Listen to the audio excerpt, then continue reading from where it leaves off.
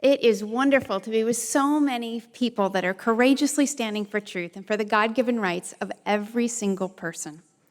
Last year, we were reminded that we cannot take gatherings like this for granted. Some of you may recall that what happened just a little over a year ago at NatCon in Brussels. But allow me for a moment, that those who aren't aware of it, to just take you back to that moment, which was the political heart of Europe. NatCon was scheduled to kick off on a rainy Tuesday, and early on, there were signs of trouble. First of all, the venue that was first assigned to host this event backed out under pressure from activists. And then a second one mysteriously backed out as well. But the third venue stood strong despite pressure, and on a Tuesday morning, the event began. The meeting ran successfully until just around lunchtime. And that's when the event took a dramatic turn. Those that were waiting outside heard sirens coming down the streets in the distance. Police began to swarm the area. There were armored cars, riot officers in riot gear.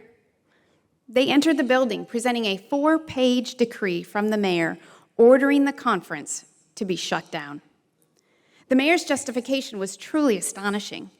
NatCon speakers were reputed to be traditionalists, he wrote. They also may hold ethically conservative views, like hostility to legalized abortion, or even, heaven forbid, a Eurosceptic attitude. Police barred anyone else from entering the room, even as the conference went on. A former British member of parliament had to be snuck in the back door through the side door, even to get to the place where she could present her speech. One of our lawyers was due to speak, but was blocked from entering the room, while another one of our lawyers was already inside. And given our work in defending these rights around the world, we offered to help. We quickly filed 2 legal challenges in the Brussels courts to remove the blockade. We failed. Both of them failed. But miraculously, the highest court in Belgium for such matters agreed to hear the 3rd challenge that we filed, and in a middle-of-the-night hearing ruled in our favor, so that by dawn the mayor's order was overturned and the conference could resume. I do recall the sense of relief. The US team was at an event all together, and the international team was all focused on Brussels, and the Signal chats were filled with cheers and relief that it was able to open and resume.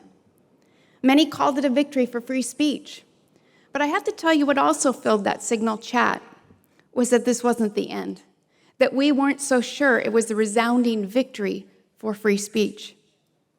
Because we kept asking, why had it taken 3 challenges and a ruling from one of the highest courts in Belgium to allow a peaceful gathering of citizens, of thinkers, and clergy to move forward?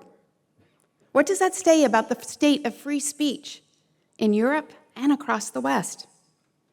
All of you who are here today know the truth. This is not an isolated incident. And while this episode was resolved favorably, many have not been. Europe has become ground zero for a censorship regime that is gripping the West in this moment. We can cite to countless examples, some of which I'll share today, that remind us that censorship takes a profoundly human toll. It is an affront not just to our ideas, but to our very souls. And that's because the right to speak is the wellspring of all other rights. It secures our right to practice our faith, to live according to the truth, and to exercise our consciences. And it limits government. You see, these rights don't come from the government. They are pre-political. They are bestowed by our Creator. Now, you may be thinking, it's a good thing we're in America. It's a good thing that we have an administration that has helped to turn the tide against censorship and cancel culture. And you would be right. I am glad about that. But I also want to emphasize today 2 very uncomfortable truths. First, censorship abroad is not self-contained. It affects our rights here at home, just as censorship by the US government and by big corporations has a ripple effect overseas. And second, while there has been a change of power in America, there has not yet been a change of heart. The censors may be in retreat in this moment, but they are still here, and they are still in the institutions, waiting for the pendulum to swing back. So our task is to seize the moment, to fortify the gains, and to lead the world in the defense of truth and all who dare to speak it. Through our work as a global legal organization, I've seen that people in other countries, more than at any time in recent memory, they're looking to America to defend these rights, in some cases against their very own leaders. So answering this call is not the task of any one organization. It takes all of us acting together in the nations and the states where God has placed us to form a chain of conviction that runs across the globe, defending the God-given rights that are intrinsic to each person. This is not just a political cause, it is a deeply spiritual and human one. Just ask our client, Adam Smith Connor, a British Army veteran.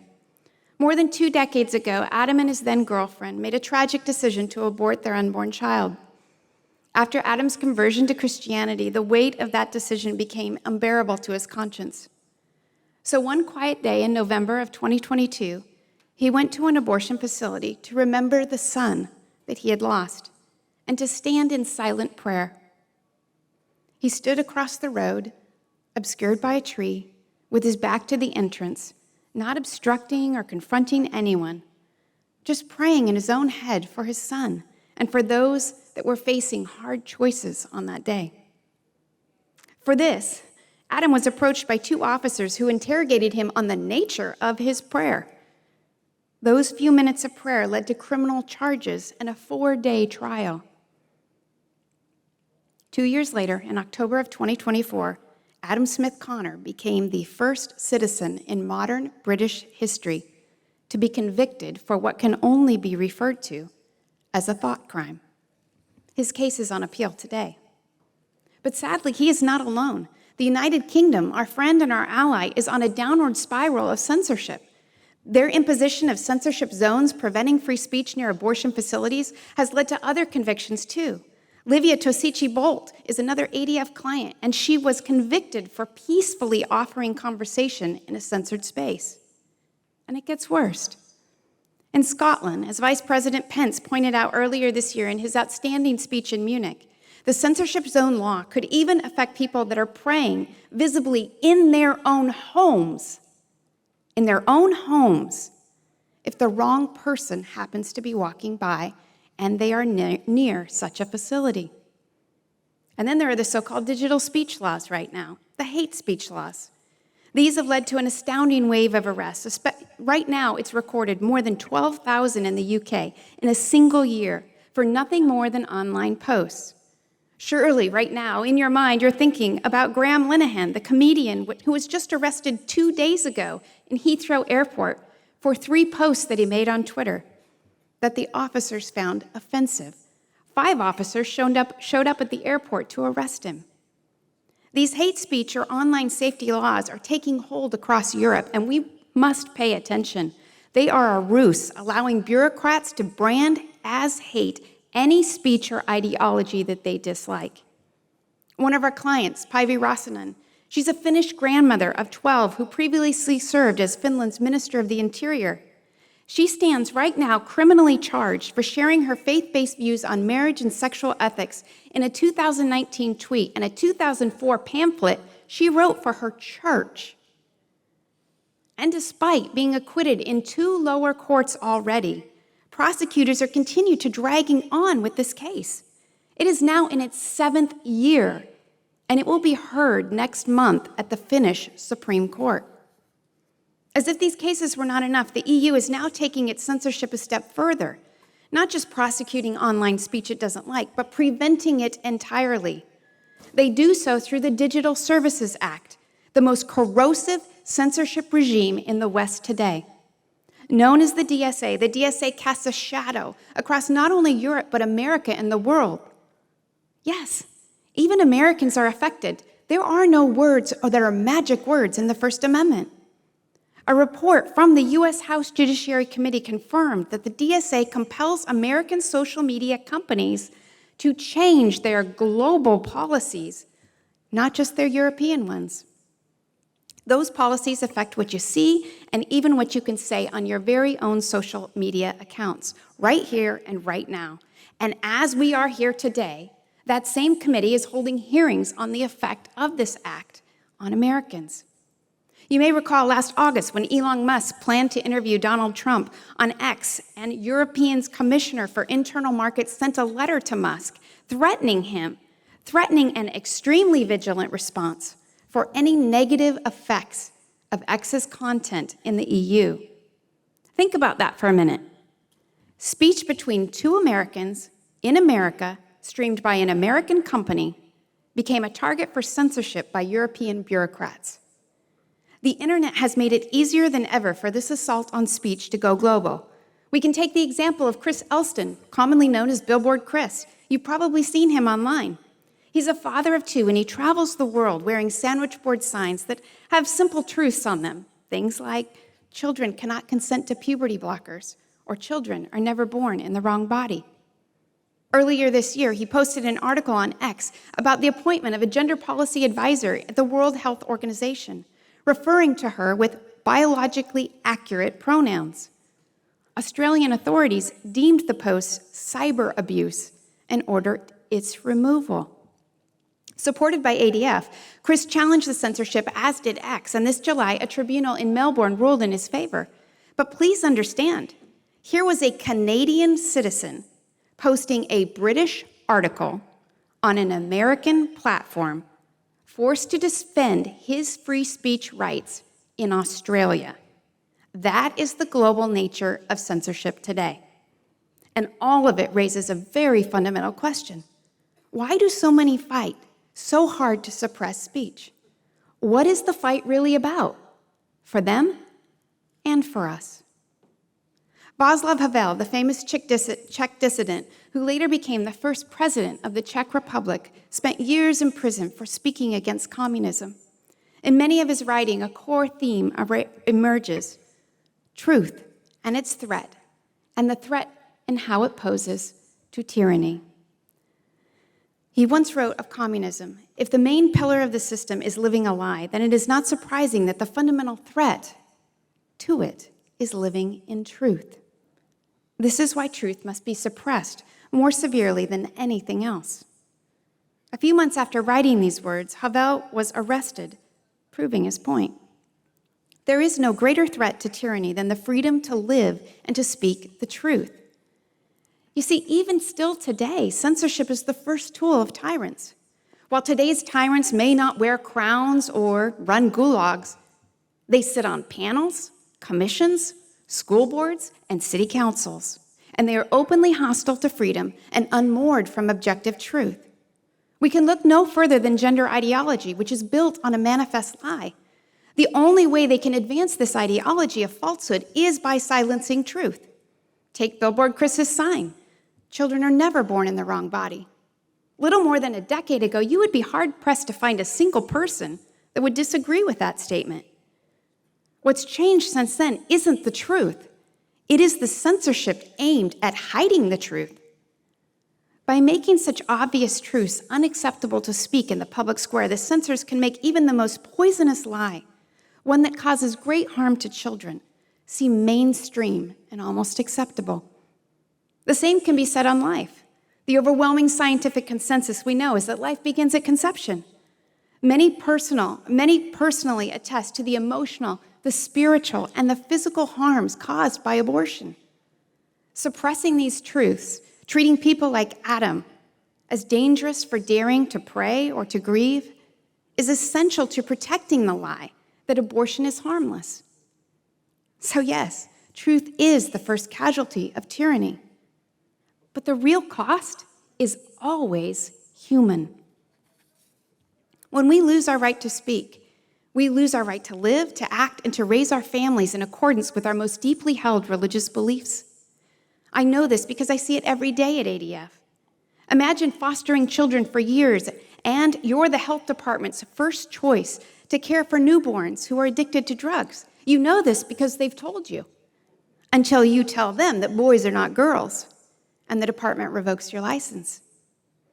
Or you live in the state of Colorado, where you can face 4 months in jail right now if you misgender a customer.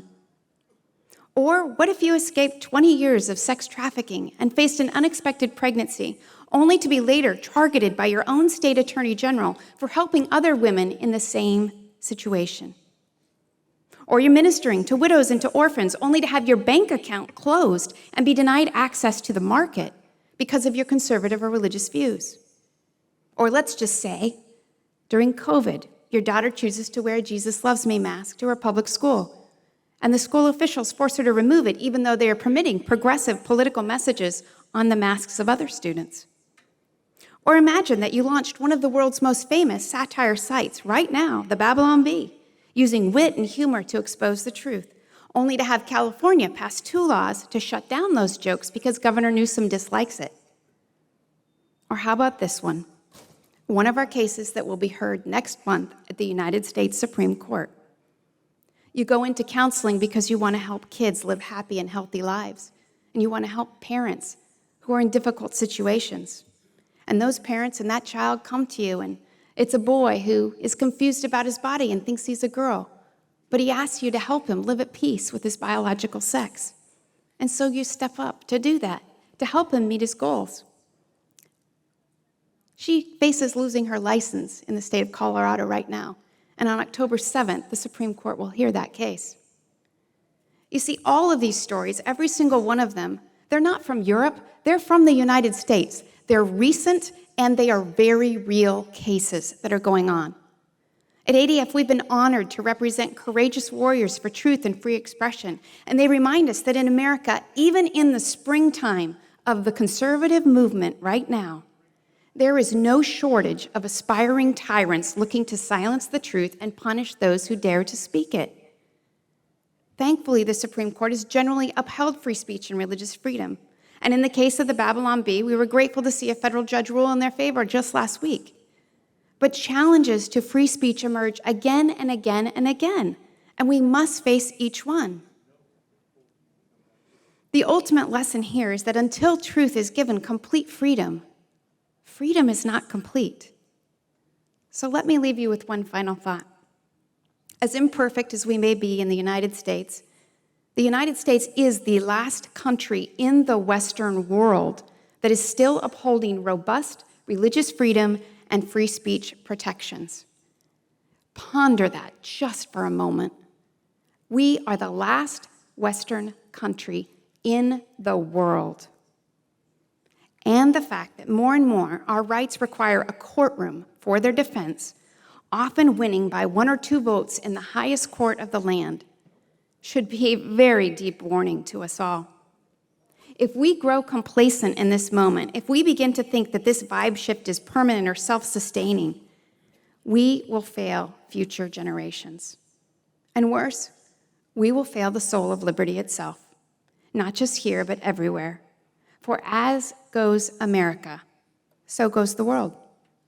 And while executive orders are worthwhile, now is the time to set legal precedents, to change laws, and to change hearts. Because the gains of this movement right now, many of them are written in sand, and it is our job to carve them into rock, knowing that this moment is just a moment.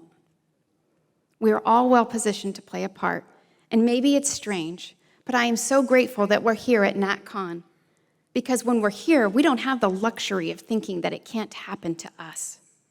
If this very conference can be stormed by the police on a rainy Tuesday in Brussels, we must understand that our freedoms are not guaranteed. Now, you might say, that was just Brussels. But Brussels is so much nearer than you think, as is London and Helsinki and Melbourne, even Beijing. What happens there affects us here more so than ever before in this digital age. But do not forget that there is a flip side. What we do here can spread there.